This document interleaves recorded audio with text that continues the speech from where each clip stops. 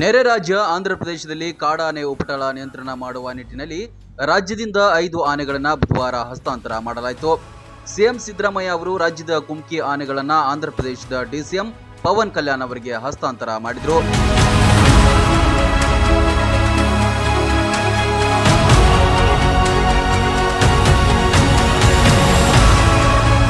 ಈ ಆನೆಗಳನ್ನು ಕುಮ್ಕಿ ಆನೆಗಳು ಎಂದು ಕರೆಯಲಾಗುತ್ತಿದ್ದು, ಮುಂದಿನ ದಿನಗಳಲ್ಲಿ ಆಂಧ್ರಪ್ರದೇಶದಲ್ಲಿ ಕಾಡಾನೆ ಸೆರೆ ಕಾರ್ಯಾಚರಣೆಯಲ್ಲಿ ಇವು ಪ್ರಮುಖ ಪಾತ್ರ ನಿರ್ವಹಣೆ ಮಾಡಲಿವೆ.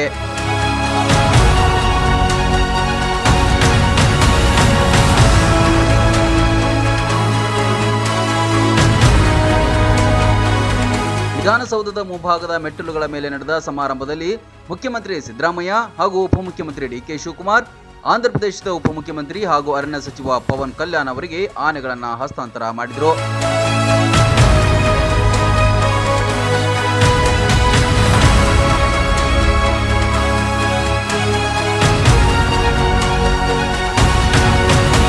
ಕಾಡಾನೆಗಳನ್ನು ಸೆರೆ ಹಿಡಿಯಲು ಬಳಸುವ ತರಬೇತಿ ಹೊಂದಿರುವ ಆನೆಗಳನ್ನು ಕುಮ್ಕಿ ಆನೆಗಳೆಂದು ಕರೆಯಲಾಗುತ್ತೆ.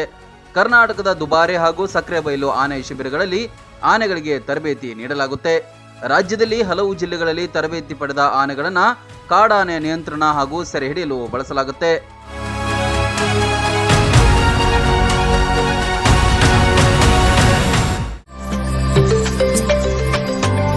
Education is the most powerful effort which you can use to change the world.